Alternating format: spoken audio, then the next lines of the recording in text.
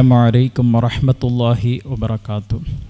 ബിസ്മില്ലാഹി വൽഹംദുലില്ലാഹ് അസ്സലാത്തു വസ്സലാമു അലാ അഷ്റഫിൽ മഖ്ലൂഖീൻ വഅലാ ആലിഹി വസഹ്ബിഹി അജ്മഈൻ അമ്മാ ബഅദ്.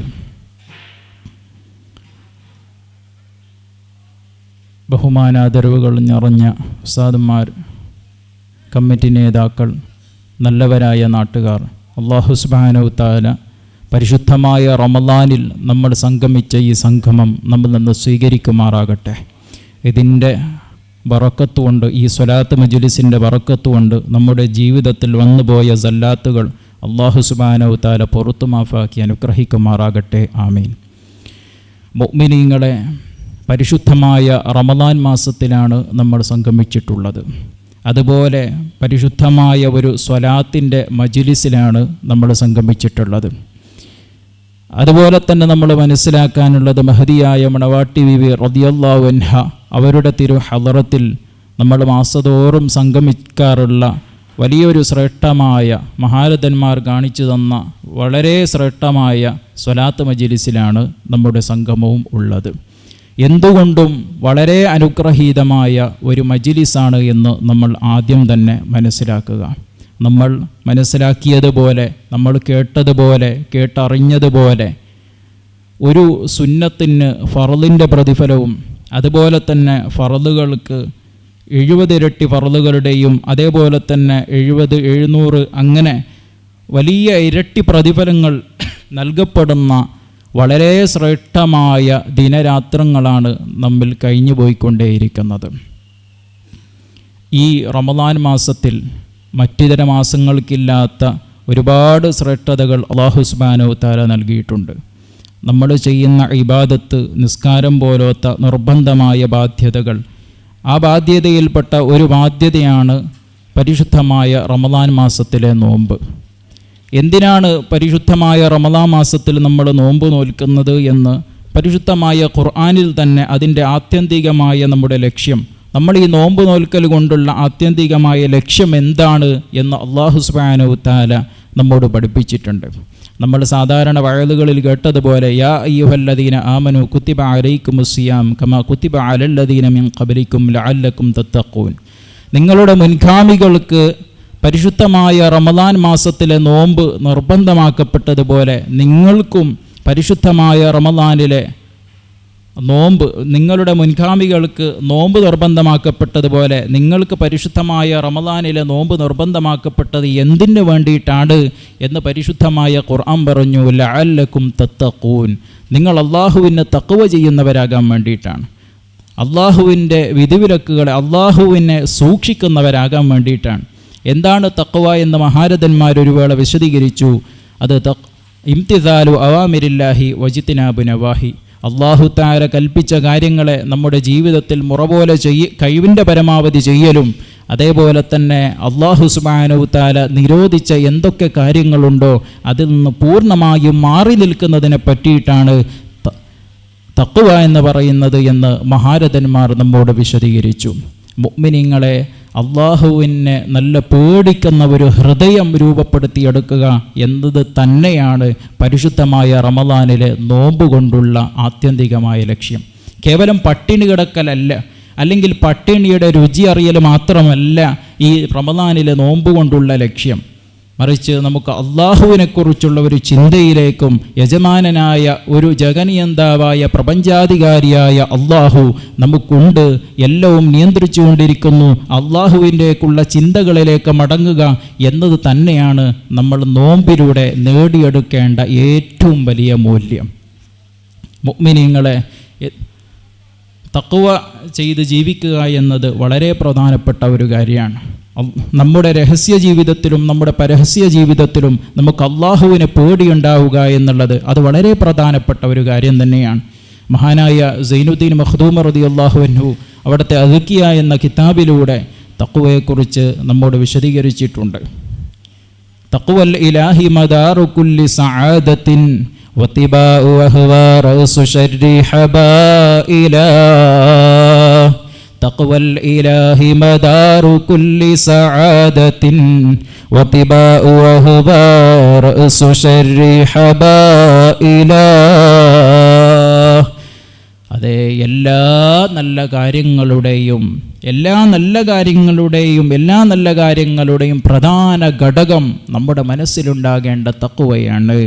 എന്നാലോ ഏത് ചീത്ത കാര്യങ്ങളുടെയും പ്രധാന ഘടകം അത് നമുക്ക് തഖ്വയില്ലാത്ത നമ്മുടെ ശരീരം എന്താണോ ഇച്ഛിക്കുന്നത്, എന്ത് തോന്നിവാസമാണോ ശരീരം നമ്മെ നയിക്കുന്നത്, അതിലൂടെ നമ്മൾ സഞ്ചരിക്കുക എന്നത് തന്നെയാണ് നമ്മുടെ എല്ലാ നാശത്തിൻ്റെയും കാരണമെന്ന് മഹാരഥന്മാർ ഒരു വേള വിശദീകരിക്കുന്നുണ്ട്. മുഅ്മിനീങ്ങളെ, ഞാൻ പറഞ്ഞു വന്നത് നല്ല തഖ്വയോട് കൂടിയിട്ടുള്ള ജീവിതം നമുക്ക് രൂപപ്പെടുത്തിയെടുക്കാൻ പരിശുദ്ധമായ റമദാനിൽ സാധ്യമാകണം. അതുപോലെ നമ്മൾ പ്രധാനമായിട്ടും ഈ റമദാൻ മാസത്തിലെ ദിവസങ്ങളെ ഉപയോഗപ്പെടുത്തേണ്ടത് അള്ളാഹുവിലേക്ക് തൗബ ചെയ്ത് മടങ്ങാൻ വേണ്ടിയിട്ടുള്ള ഒരു മാസമായിട്ടാണ്. നമുക്ക് ശക്തമായ ഖേദം, ചെയ്തു പോയ പാപങ്ങളിൽ ശക്തമായ ഖേദം നമ്മുടെ മനസ്സിൽ രൂപപ്പെടുത്തിയെടുക്കുകയും തുടർന്ന് ആ തെറ്റുകളെ പൂർണ്ണമായും നമ്മുടെ ജീവിതത്തിൽ നിന്ന് ഒഴിവാക്കുകയും ജീവിതത്തിൽ ഇനി അങ്ങോട്ട് ഞാൻ ആ തെറ്റ് ചെയ്യൂല എന്ന ദൃഢനിശ്ചയം എടുക്കുകയും ചെയ്യേണ്ട വളരെ പ്രധാനപ്പെട്ട സമയങ്ങളാണ് മുഅ്മിനീങ്ങളെ നമ്മൾ കഴിഞ്ഞു പോയിക്കൊണ്ടേയിരിക്കുന്നത്. അഥവാ നമുക്ക് ശക്തമായ ഖേദമുണ്ടാവുകയും ചെയ്തു പോയ പാപങ്ങളിൽ വല്ലാത്ത മനസ്സ് നൊന്തുകൊണ്ട് അള്ളാഹുവിനോട് പൊറുക്കലിനെ ചോദിക്കേണ്ട സമയമാണ് മുഅ്മിനീങ്ങളെ. പറഞ്ഞു വന്നത്, അല്ലാഹു സുബ്ഹാനഹു തആല തൗബ ചെയ്യുന്നതിന് ഒരുപാട് മഹത്വങ്ങൾ പരിശുദ്ധമായ ഖുർആനിൽ അല്ലാഹു തആല പറയുന്നുണ്ട്. അതേപോലെ തന്നെ തൗബ ചെയ്യുന്നവരെ അല്ലാഹു തആല വല്ലാതെ ഇഷ്ടപ്പെടുന്നു എന്ന് പരിശുദ്ധമായ ഖുർആനിലൂടെ അല്ലാഹു തആല നമ്മോട് പഠിപ്പിക്കുന്നുണ്ട്. ഇന്നല്ലാഹ യുഹിബ്ബുത് തവ്വാബീന വയുഹിബ്ബുൽ മുതതഹിരീൻ. അല്ലാഹു തആല വല്ലാതെ അല്ലാഹുവിലേക്ക് തൗബ ചെയ്ത് മടങ്ങുന്നവരെ, അള്ളാഹുവിലേക്ക് എല്ലാ ചെയ്തു പോയ പാപങ്ങളെ ഓർത്ത് വ്യസനിച്ച് മനസ്സ് നൊന്ത് ഇനി അങ്ങോട്ട് ചെയ്യൂല എന്ന് ദൃഢനിശ്ചയമെടുത്ത് അള്ളാഹുവിലേക്ക് പശ്ചാത്തപിക്കുന്ന ആളുകളെ വല്ലാതെ അള്ളാഹു തആല ഇഷ്ടപ്പെടുന്നു. മാത്രമല്ല വയുഹിബ്ബുൽ മുതതഹിരീൻ, അവൻ ബാഹ്യമായ ശുദ്ധീകരണം വരുത്തിയ ആളുകളെയും അള്ളാഹു തആല ഇഷ്ടപ്പെടുന്നു. ഈ ആയത്തിൽ നിന്ന് നമുക്ക് മനസ്സിലാക്കാൻ പറ്റുന്നത് അള്ളാഹു തആല ബാഹ്യമായും അതേപോലെ തന്നെ ആന്തരികവുമായ ഭംഗിയുള്ള ആളുകളെ, ശുദ്ധീകരണം വരുത്തിയ ആളുകളെ അള്ളാഹു തആല വല്ലാതെ ഇഷ്ടപ്പെടുന്നു എന്ന് തന്നെയാണ്. അതേപോലെ തന്നെ മഹാനായ അനസ് റളിയല്ലാഹു അൻഹു, അനസ് ബിൻ മാലിക് റളിയല്ലാഹു അൻഹുവിനെ തൊട്ട് നിവേദനം ചെയ്യുന്ന ഒരു ഹദീസിലൂടെ അവിടുന്ന് നമുക്ക് അല്ലാഹു തആലക്ക് തൗബ ചെയ്യുന്ന ആളുകളെ എത്രത്തോളം ഇഷ്ടമാണ് എന്ന് സൂചിപ്പിക്കുന്ന ഹദീസുകൾ നമുക്ക് കാണാൻ കഴിയും. ഒരു വേള ഒരു അടിമ മരുഭൂമിയിൽ ചെന്ന് അവൻ്റെ എല്ലാ സാമഗ്രികളും ഉള്ള ഒരു ഒട്ടകത്തിൽ മരുഭൂമിയിലേക്ക് കടക്കുകയാണ്. അങ്ങനെ മരുഭൂമിയിൽ ഇങ്ങനെ പോകുന്ന സമയത്ത് പെട്ടെന്ന് അദ്ദേഹത്തിൻ്റെ ഒട്ടകം നഷ്ടപ്പെടുകയാണ്. രാവിലെ എണീറ്റ് നോക്കുന്ന സമയത്ത് തൻ്റെ ഒട്ടകം നഷ്ടപ്പെട്ടിരിക്കുകയാണ്. അങ്ങനെ ആ ഒട്ടകം നഷ്ടപ്പെട്ടു. അതിൻ്റെ പേരിൽ അദ്ദേഹം വല്ലാതെ വേവലാതിപ്പെട്ടു. അങ്ങനെ കുറേ തെരഞ്ഞു, പക്ഷേ ഒട്ടകം കിട്ടിയില്ല.